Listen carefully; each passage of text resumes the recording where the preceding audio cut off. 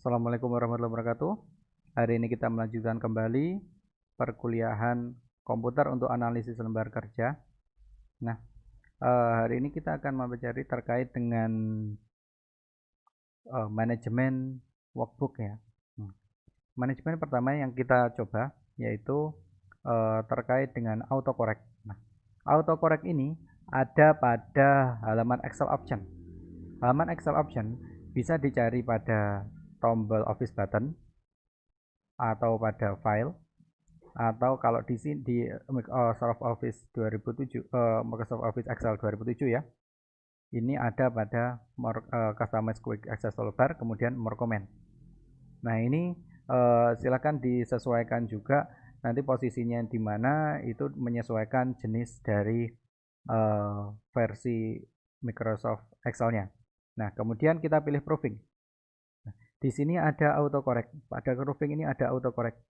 Autocorrect ini berfungsi untuk memperbaiki secara otomatis kata-kata yang kita tuliskan. Ketika kita pilih autocorrect, nah, muncul satu tabel, satu window khusus.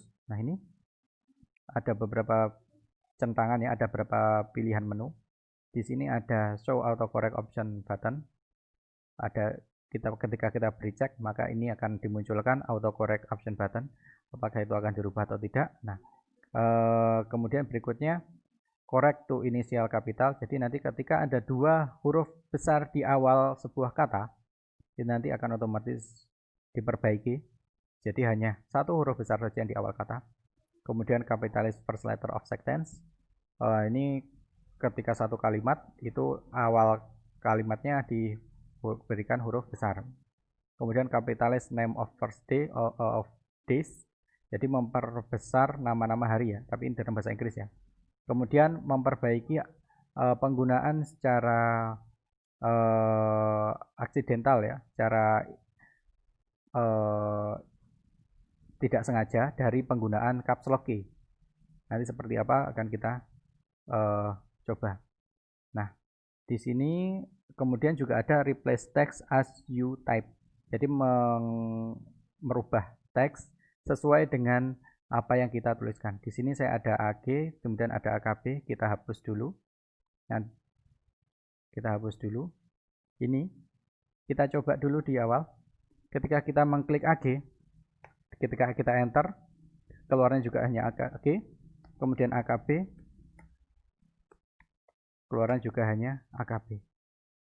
Kemudian ketika kita tambahkan di dalam option, di dalam autocorrect option AG, nah kita tambahkan Blitar.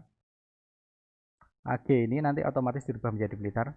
Kemudian AKB ini otomatis akan berubah menjadi Akademi Komunitas Negeri Putra Sang Fajar Blitar.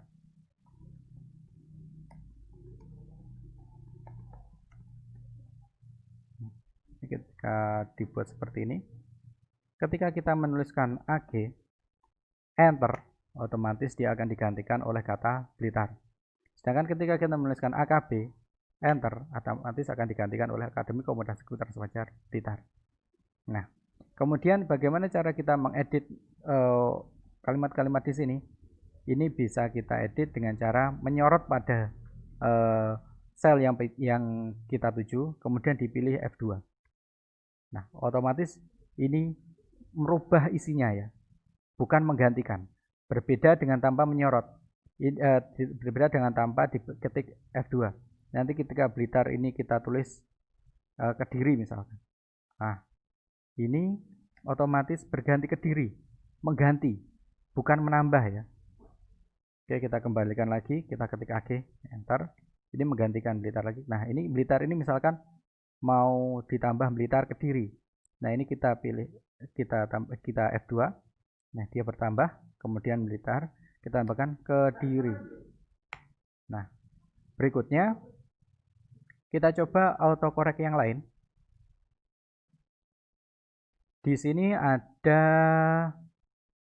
correct to initial capital. Jadi ketika kita menuliskan dua huruf besar di awal, ini nanti akan otomatis dirubah. Kita coba Kediri, kita tuliskan Kediri, harusnya kan hanya K-nya saja yang besar. Ini KA, K dan E, K dan E yang besar. Kediri, K dan E nya besar. Ketika kita enter, nah hanya K-nya saja yang besar, dia otomatis dirubah. Jadi huruf besar 2 bertumpuk di awal, itu tadi kita rubah hanya satu huruf besar saja di awal. Seperti itu. Kita coba lagi, Malang. Nah, otomatis dia berubah. Nah, kemudian ini tadi bisa juga kita berikan pengecualian ya. Ada exception di sini. Ada exception, ada initial cap. Nah, ini misalkan kami ini nggak usah dirubah. Nah, ini hasilnya adalah seperti ini. Jadi ada batasan bisa kita berikan batasan yang ini boleh dirubah, yang ini tidak boleh dirubah. Misalkan seperti itu. Setelah kita nuliskan K, I-nya besar, kita. Nah, I-nya dirubah menjadi kecil. Kemudian tadi kami tadi yang masuk exception ya, berarti ini tidak boleh dirubah. Nah, ini tetap besar. Setelah K, A itu tetap besar. Oke. Berikutnya ada nama-nama hari. Oh ya, sebelum nama hari ada satu lagi. Kita coba 2 sekaligus. Oh iya, first letter of sentence ini huruf besar pada kalimat ya. Kemudian nama-nama hari, kemudian penggunaan caps lock. Kita coba. Hari ini adalah untuk yang sentence itu masih belum jelas ya fungsinya untuk apa. Nanti silakan dicari. Kemudian untuk yang nama-nama hari, ini dalam bahasa Inggris ya. Misalnya kita tulis Monday. Otomatis M-nya diubah menjadi besar. Sunday. Nah, S-nya berubah menjadi besar. Saturday. S-nya otomatis berubah menjadi besar. Kemudian ketika kita menggunakan caps lock, nah, saya ini otomatis besar. Ini caps lock saya nyala, posisi caps lock saya nyala. Kamu. Nah, ketika kita menggunakan caps lock, kadang kita lupa, tetap karena terbiasa menggunakan shift untuk memperbesar. Nah, ini misalkan dia D-nya kecil. Nah, ini kan karena kita menggunakan shift, jadi yang harusnya besar menjadi kecil, yang harusnya kecil menjadi besar. Ininya kita mau tulis dia itu D-nya kecil, ya D-nya besar, I dan A-nya kecil. Tapi ini kita menuliskan sebaliknya ya. Jadi ini caps lock kondisi nyala. Ketika kita memencet shift D, nah D-nya ini harusnya besar karena ada shift. Tapi karena caps lock-nya juga nyala, D-nya menjadi kecil. Kemudian caps lock-nya dilepas, I, A. I-A-nya malah besar. Ketika dia di enter, dia dibalik. Jadi dia di autocorrect, dia diperbaiki menjadi D-nya yang besar, I-A-nya kecil. Baik, itu terkait dengan autocorrect. Sekarang kita lanjut ke penggabungan dari sheet. Nah, sheet ini bisa digabung ya, bisa digabung menjadi satu. Caranya adalah dengan mengklik pada salah satu sheet, kemudian dipilih semua. Nah, ketika dipilih, ini akan menjadi pada nama filenya akan ada tulisan grup.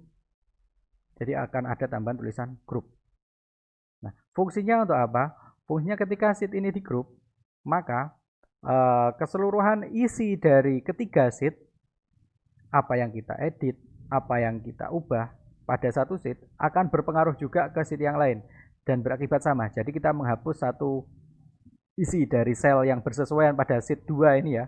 Pada C1 kita isikan sesuatu, misalkan AKB tadi. Kita isikan AKB. Nah, pada sheet 1 dan sheet 3 otomatis akan terisi AKB. Kita lihat.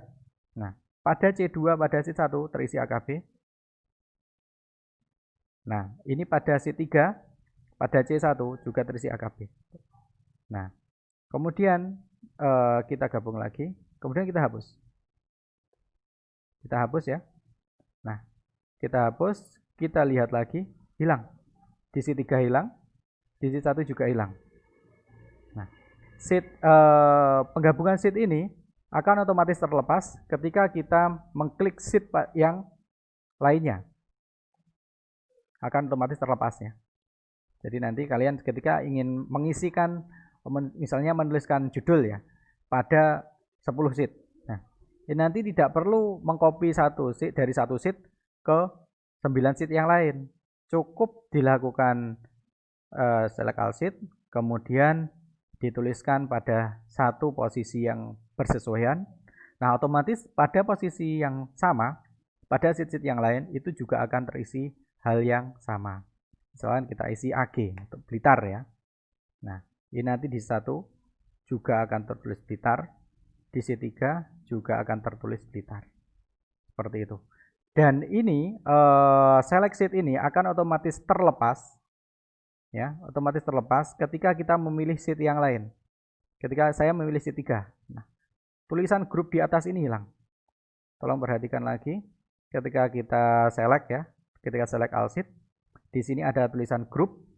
Ketika saya memilih sheet 3, nah, tulisan grup di atas ini hilang. Dan ini sudah select all group, select all sheet ini sudah terlepas. Seperti itu. Jadi itu gunanya dari select all sheet. Jadi memilih keseluruhan dari worksheet, keseluruhan dari lembar kerja kita untuk menuliskan satu untuk memberikan satu perubahan pada sel-sel tertentu, di mana itu akan berpengaruh pada sel pada posisi yang sama pada lembar kerja yang lain, pada sheet yang lain. Berikutnya kita akan menambahkan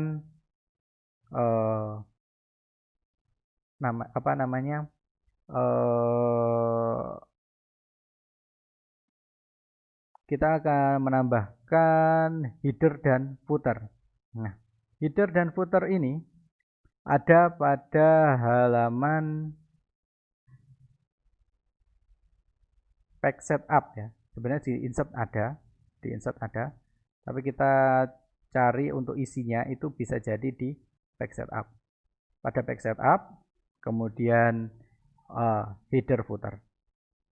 Nah, ini header footer ini akan terprint ketika nanti kita header footer ini akan ditampilkan pada waktu kita melakukan print ya. Nah, ini misalkan di sini saya memasukkan, nah ini penulis, ini otomatis ada ya. Ini kita pilihkan nama. Nah, ini nama pembuatnya, kemudian halamannya, kemudian tanggal. Itu headernya kita pilih seperti itu. Kemudian untuk footernya sama.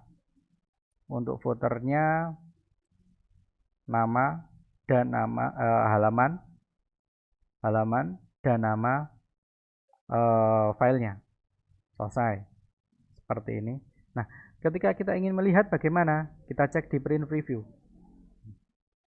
Ini akan terlihat seperti ini. Jadi tadi untuk headernya adalah nama, halaman, dan tanggal. Sedangkan footernya halaman dan nama file. Seperti itu. Untuk menambahkan header dan footer bisa melalui page setup, kemudian header footer. Oke.